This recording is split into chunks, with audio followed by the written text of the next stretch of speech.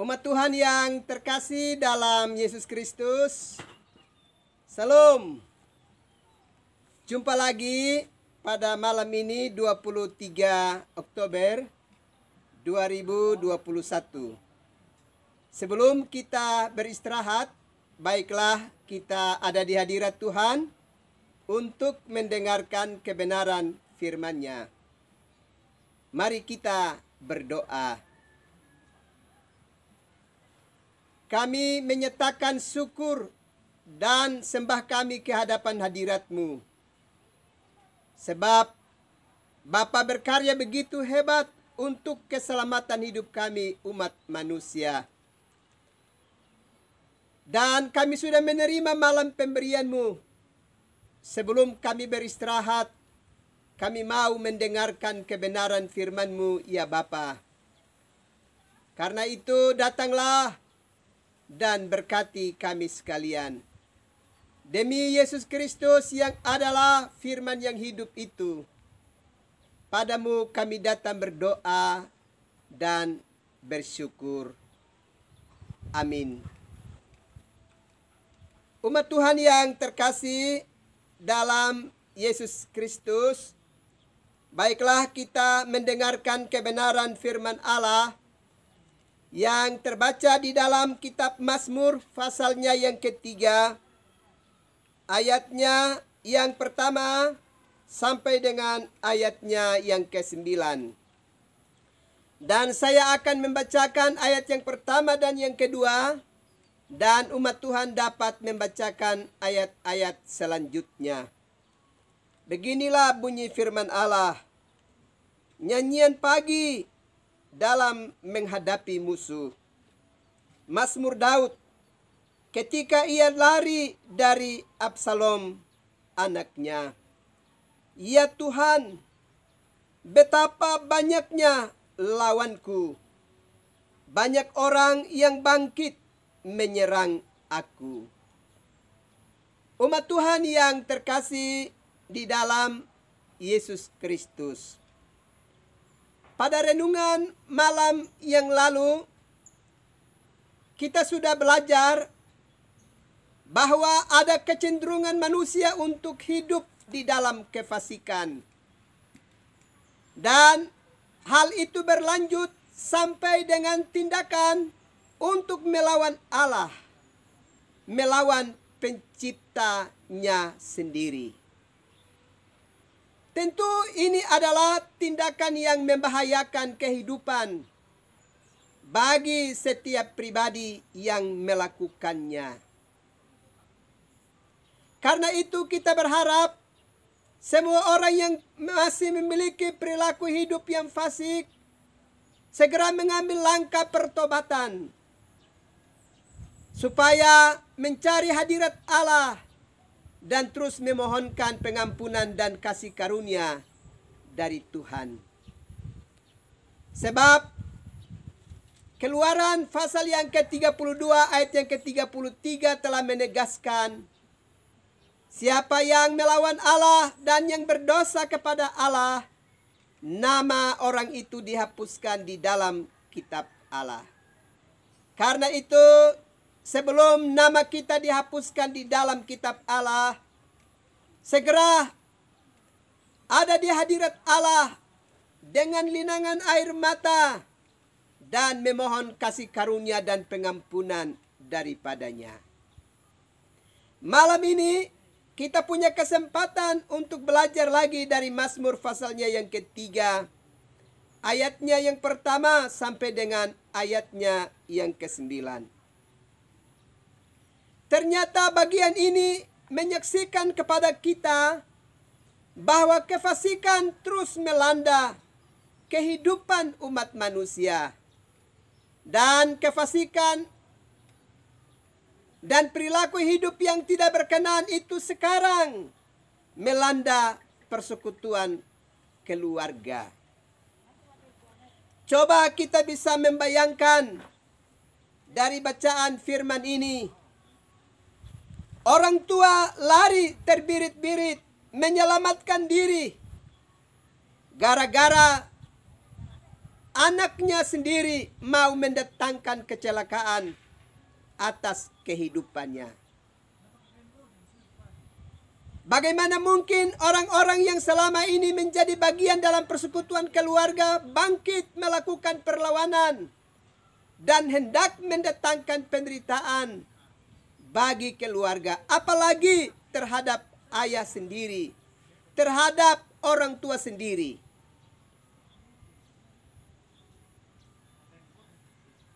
Karena itu bagian ini kalau kita perhatikan secara baik pada ayatnya yang pertama, coba bayangkan Absalom karena haus kekuasaan,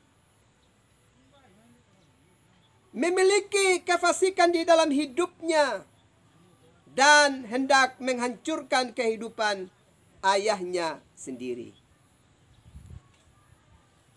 Anak muda ini lupa bahwa dia hadir di tengah-tengah kehidupan dunia, dan Allah mempersiapkan kehadirannya melalui seorang ayah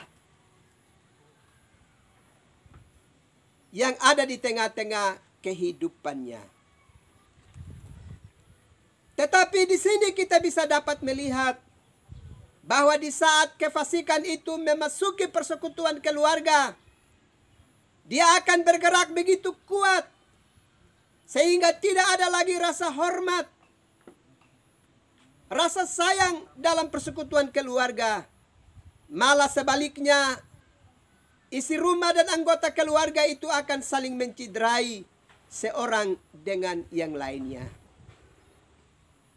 Ini dapat membuat kerinduan akan kehidupan yang utuh dalam kehidupan keluarga yang digambarkan di dalam Mazmur 133 tidak dapat menjadi kenyataan.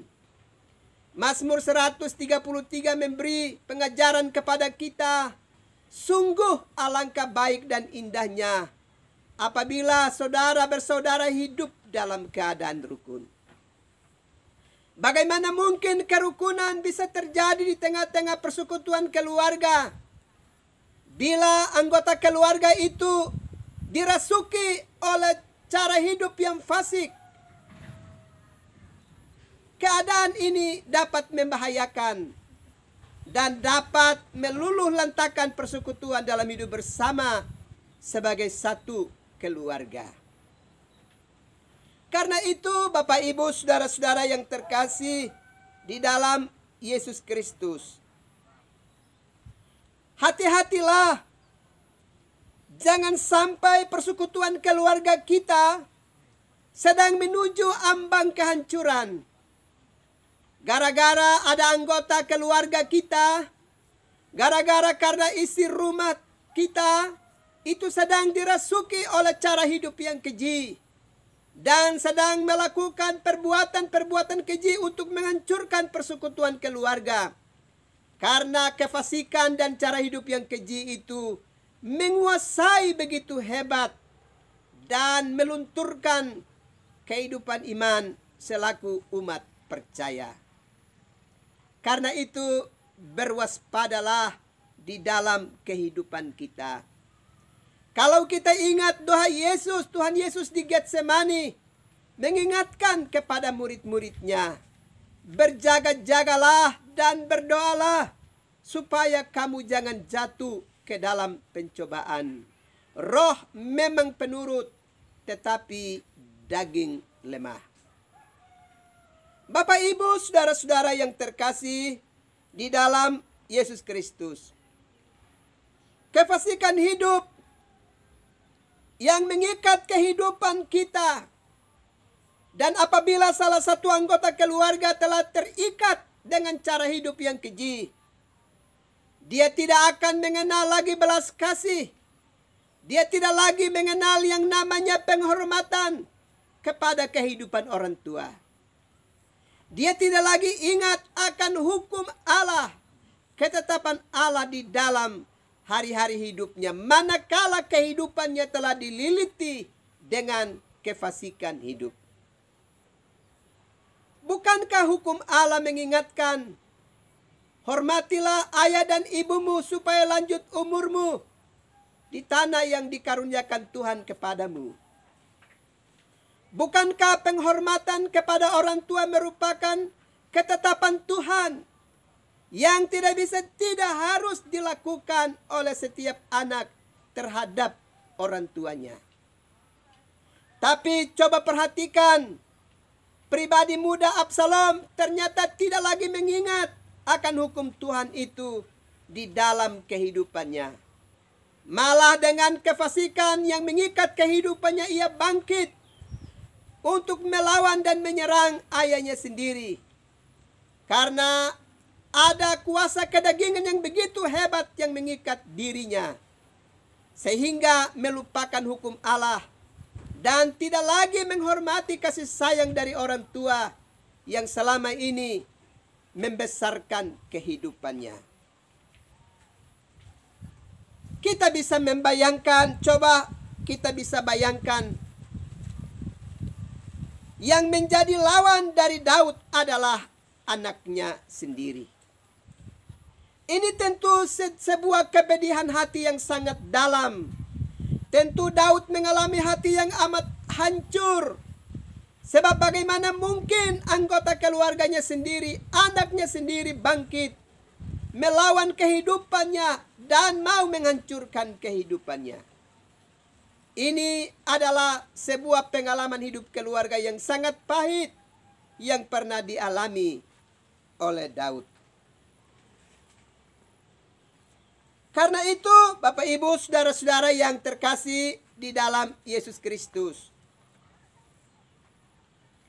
kita bersyukur bahwa Daud ternyata tidak membentengi dirinya dengan cara melakukan perlawanan terhadap anaknya dan orang-orang yang berseteru kepadanya.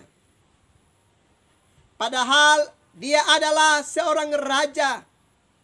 Dia punya kuasa untuk melakukan apa saja terhadap perlawanan-perlawanan yang didatangkan oleh rakyatnya, juga yang didatangkan oleh keluarganya. Daud bisa menggunakan kekuasaan yang ada padanya untuk bertindak dan melakukan tindakan tertentu. Tapi ini tidak dapat dilakukan oleh Daud. Syukurlah Daud sebagai seorang raja, sekaligus adalah seorang ayah, tidak menggunakan kekuasaan untuk membantai orang-orang yang berseteru pada dirinya. Daud ternyata tidak mau main hakim sendiri. Tidak mau menggunakan kekuasaan yang ada padanya sebagai kesempatan untuk bertindak dan menghancurkan kehidupan orang-orang yang menjadi lawan dari hidupnya. Ternyata kalau kita baca bagian kitab suci dalam Mazmur pasalnya yang ketiga, Daud ternyata memasrahkan itu kepada Tuhan. Dia tidak main kuasa. Dia tidak menggunakan jabatan dan kekuasaannya. Bahkan dia tidak dapat menggunakan pasukan perangnya untuk bertindak dan melakukan tindakan yang hebat. Sebab jika itu dia lakukan, maka akan terjadi korban di tengah-tengah kehidupan keluarganya, di antara orang-orang yang selama ini dia pimpin mereka sebagai rakyat. Ternyata Daud menyerahkan seluruh pergumulan hidupnya ke dalam tangan Tuhan. Dan mengapa Daud melakukan itu? Karena Daud percaya dengan sungguh bahwa Tuhanlah yang menciptakan manusia menurut rupa dan gambarnya. Dan Tuhanlah yang memiliki kedaulatan dan kuasa yang besar untuk mengubah hati yang jahat menjadi hati yang murni dan bersih dan penuh dengan cinta kasih. Tidak ada yang tidak mungkin. Tidak ada yang mustahil bagi Allah untuk lakukan. Kalau Allah mau lakukan itu bagi kehidupan umatnya. Dan karena itu kita belajar dari apa yang dilakukan oleh Daud. ternyata jabatan dan kekuasaan yang ada padanya tidak digunakan serta-merta untuk menghancurkan para lawannya, menghancurkan orang-orang yang tidak menghormati dirinya. Tapi dia berserah diri penuh kepada Tuhan dan memohon kiranya Allah dalam kedaulatannya dapat bertindak untuk mengubah hati dan kehendak hidup umat manusia, supaya lebih mengerjakan hal-hal yang damai ketimbang mendatangkan penderitaan dan saling menyingkirkan satu terhadap yang lainnya. Ini sebuah pengalaman berharga yang kita belajar melalui kitab Mazmur pasalnya yang ketiga. Karena itu, mari Bapak Ibu saudara-saudaraku sekalian, bukan tidak mungkin dalam hari-hari hidup kita juga sedang berhadapan dengan situasi dan kondisi tertentu di mana ada orang-orang yang berseteru dengan kita, dan dengan mengukur kekuatan dan kapasitas kita, bisa saja kita bisa menggunakan kekuatan dan kapasitas hidup kita untuk melakukan perlawanan dan menghancurkan kehidupan mereka. Tapi itu tidak boleh kita kerjakan. Kita tidak boleh membalas yang jahat dengan yang jahat. Tapi sebaliknya, kita menolong setiap orang dan memasrahkan itu ke dalam tangan Tuhan supaya Allah berkarya dengan dahsyat dalam kedaulatan kuasa-Nya, supaya dapat mengubah cara hidup yang tidak berkenan ke arah yang lebih baik. Karena itu, jangan segera main hakim sendiri, tapi bawalah permasalahan hidup kita ke hadapan Tuhan dan meminta kepada Sang Penguasa sorga dan bumi untuk bertindak dan melawat kehidupan setiap kita, supaya tidak terjadi pertikaian dan pertumpahan darah. Tapi biarlah dalam kedaulatan Allah dapat berkarya dengan hebat untuk menolong dan memberkati, sehingga kita tidak melanjutkan tindakan-tindakan yang keji, tapi kita memutuskan mata rantai kejahatan dengan perbuatan-perbuatan kasih yang kita kerjakan di dalam kehidupan kita. Kiranya Allah memampukan kita untuk mengerjakan bagian yang sebagaimana yang telah dikerjakan oleh Daud, untuk tidak mendatangkan korban bagi para seterunya, tapi meminta kedaulatan Allah yang terjadi atas seluruh aktivitas hidup bersama. Kiranya Tuhan memberkati kita sekalian. Amin. Mari kita berdoa. Ya Bapa, kami menyatakan syukur dan sembah kami kepada Tuhan. Sebab melalui kebenaran firman-Mu kami belajar bahwa kami mesti berwaspada di dalam kehidupan kami. Sebab kefasikan hidup bisa merasuki anggota keluarga kami dan mendatangkan pertikaian, pemberontakan dan percideraan atas kehidupan keluarga, sehingga menghancurkan tatanan hidup keluarga, sehingga kami tidak mempermuliakan nama-Mu, tapi mendatangkan keadaan yang tidak damai dan menghancurkan kekudusan Allah di dalam kehidupan kami. Kami bersyukur Tuhan menaruh kuasa-Mu yang besar di dalam diri Daud untuk tidak membalas jahat dengan yang jahat, tapi mencari hadirat Allah dan memberi kesempatan bagi Allah untuk melawat umat-Nya dan mengubah kehidupan hati umat manusia, sehingga tidak meneruskan keadaan hidup yang jahat, tapi kembali hidup dalam kebenaran demi kedamaian hidup bersama sebagai satu keluarga Allah. Terima kasih untuk kebenaran firman-Mu. Kami minta ampun kepada Tuhan kalau dalam hari-hari hidup kami pernah main hakim sendiri, dan kami tidak memberi tempat kepada Allah untuk bertindak dalam kehidupan kami. Terima kasih Tuhan untuk firman-Mu. Malam sudah menjadi bahagian buat kami. Kami akan beristirahat. Kami minta kepada-Mu, tumpangkanlah tangan-Mu dan beri urapan untuk kami sekalian, keluarga kami, sesama kami umat manusia, para pemimpin bangsa dan gereja kami, sehingga semua kami terpelihara dalam kasih karunia-Mu. Ini doa kami, ini sembah kami, demi Yesus Kristus, yang adalah Tuhan dan Juru Selamat bagi kami. Padamu kami berdoa dan bersyukur. Amin. Umat Tuhan yang terkasih dalam Yesus Kristus, selamat malam, selamat beristirahat. Tuhan pasti terus memberkati umat Tuhan sekalian.